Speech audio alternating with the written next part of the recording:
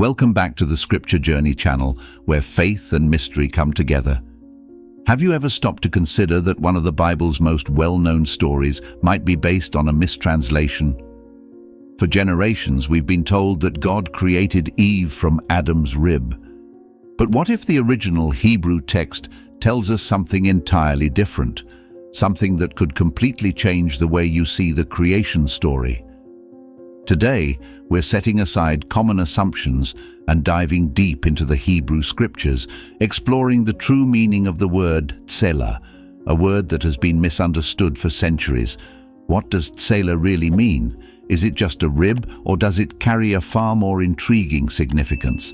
Together, we'll examine the scriptures, analyze ancient translations, and uncover mysteries that may have gone unnoticed.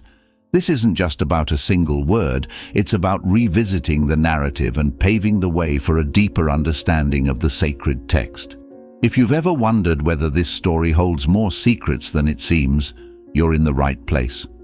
Stay with us until the end, because we'll reveal surprising details about the creation account and challenge concepts that have been passed down for generations. Eden, the primordial paradise, is described as the place where it all began. Picture a land shaped with divine perfection, rivers flowing through the garden, fruit-bearing trees adorning the landscape, and the gentle sound of newly created life echoing in the air.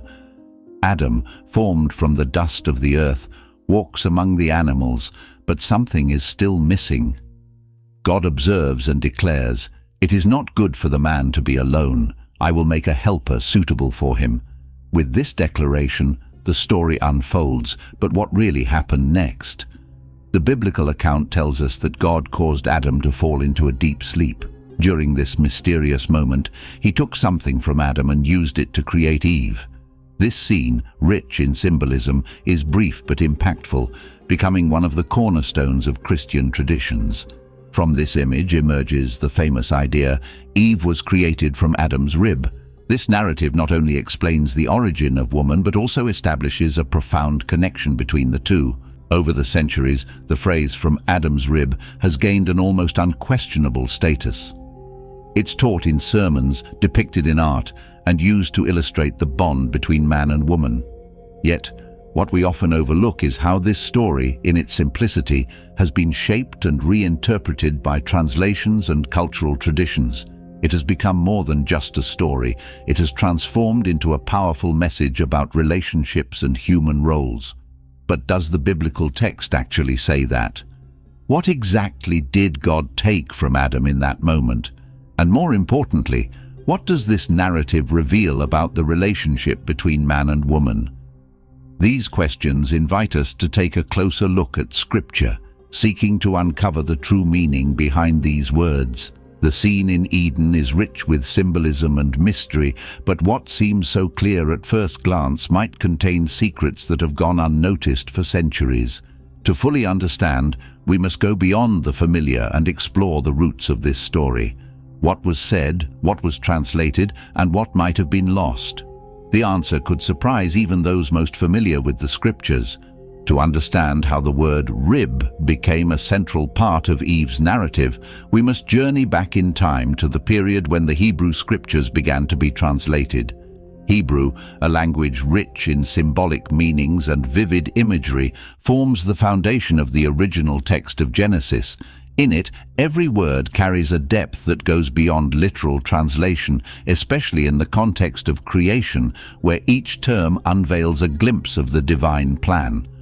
However, this linguistic richness encountered its first cultural barrier when the scriptures were translated into Greek in a work known as the Septuagint. The Septuagint emerged around the 3rd century BCE, created to make the scriptures accessible to Jews living in the Hellenistic world, where Greek was the most widely spoken language. Translators faced significant challenges finding Greek equivalents for the complex Hebrew concepts. When they reached the account of Eve's creation, they chose the word pleura to translate the Hebrew term, a Greek word that means rib or side. While this choice seemed natural, it didn't fully capture the depth of the original word, planting a seed of interpretation that would grow over the centuries. This translation gained even more traction when the Bible was translated into Latin. In the 4th century CE, the scholar Jerome produced the Vulgate, an official Latin version of the Scriptures. Drawing from both the Septuagint and Hebrew texts and influenced by his own interpretations, Jerome retained the idea of rib. In the Vulgate, the Latin term costa was used, solidifying the notion of Eve being created from this specific part of Adam's body. The Vulgate became the primary Bible used by the Catholic Church for over a millennium, spreading this interpretation across Europe. It's fascinating to see how the linguistic choices of these translations were shaped by the cultural contexts of their times. In Greco-Roman society, where concepts of hierarchy and order were highly valued, the idea of Eve being created from a part of Adam's body fit seamlessly into their worldview. The interpretation of Eve being created from Adam's rib profoundly influenced religious and cultural thought. In church sermons, this idea was frequently used to illustrate the relationship between men and women, positioning Eve as an extension of Adam. The symbolism behind this narrative spread quickly, shaping social and spiritual views that went far beyond the biblical text. It became more than just a story. It served as a justification for defined roles within society. During the medieval period in Europe, the Church played a crucial role in perpetuating this perspective. Theological writings and sermons emphasized that because woman was created from a part of man, she was destined to occupy a secondary position. This perspective was vividly portrayed in art and liturgical representations, often depicting Eve emerging from a small rib while Adam remained the central figure of creation. These visual depictions reinforced the narrative, making it difficult to question its accuracy. At the same time, the literal interpretation of rib began to influence laws and cultural norms. In feudal society, for instance, women were expected to be submissive to men, a role often justified by the Genesis account. Renowned theologians such as Thomas Aquinas drew upon this idea to explain women's position as helpers, not equals, to men. In many cases, the creation story was used to cement patriarchal structures that would dominate for generations. This narrative also shaped how women were perceived within families and communities.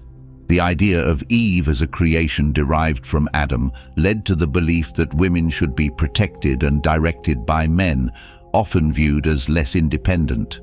This perspective permeated social dynamics, influencing everything from marriage to communal labor, where male authority was seen as natural and divinely ordained. Over the centuries, the popularity of this interpretation solidified its roots. Textbooks, paintings, and even plays kept alive the idea of Eve as part of Adam. Yet this influential narrative was based on a translation that may not have fully captured the original meaning. The Hebrew term Selah appears in the creation account of Eve as a word rich with symbolism. Throughout the Old Testament, Selah is consistently used in contexts that highlight its importance as an integral part of a larger structure. For example, in the tabernacle, Selah describes the sides of the sacred structure, essential components that provided shape, support, and balance to God's dwelling among his people. Exodus 26:20, 26:26. These sides were not mere complements. They were indispensable elements necessary for the harmony and functionality of the whole. Similarly, in Solomon's temple, Selah is used to refer to the side chambers surrounding the main building, 1 Kings 6:5. These chambers, strategically positioned, played critical roles in connecting and supporting the temple's grandeur. The choice of the term Selah to describe these parts was deliberate, reflecting the view that each side or component was essential to the structure's stability and perfection. When the same term is used to describe what was taken from Adam, it carries with it these powerful associations of integrity and interdependence. The act of God removing Selah from Adam is described in Genesis with careful detail. First, God causes Adam to fall into a deep sleep, a state that allows for a deliberate and precise act. The word used for deep sleep, tardama, is rare and appears in other biblical moments when God performs significant acts, such as in Genesis 15:12, when he establishes his covenant with Abraham.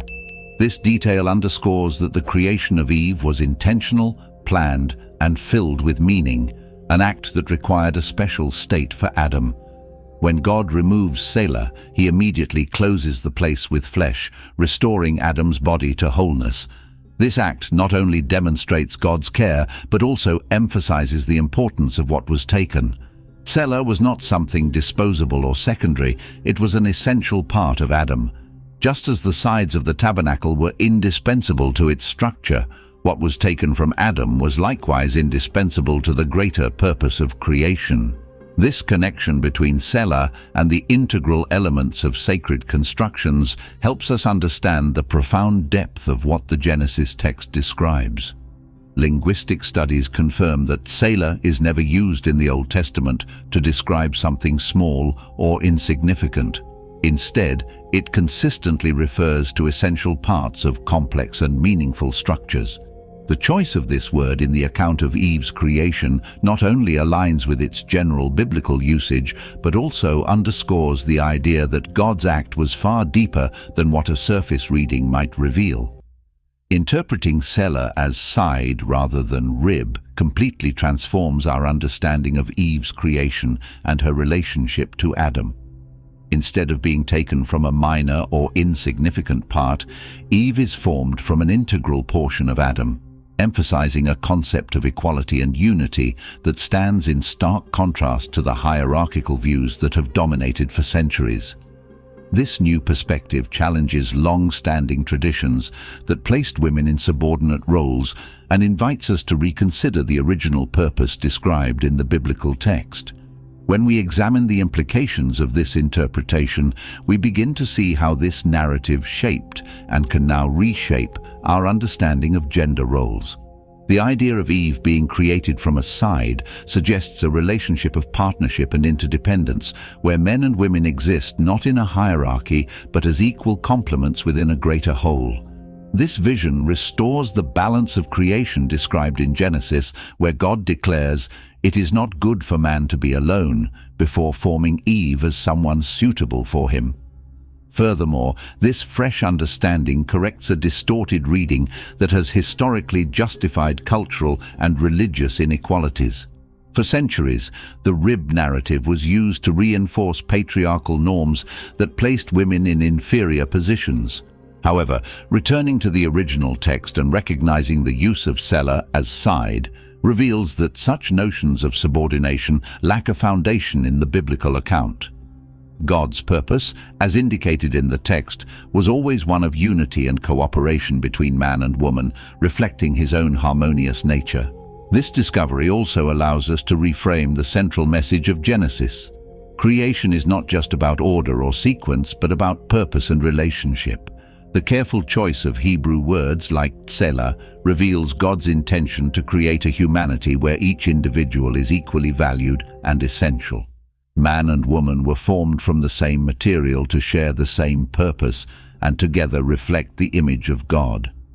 The impact of this perspective is profound. It not only corrects historical misunderstandings, but also challenges us to adopt a view more closely aligned with God's original design.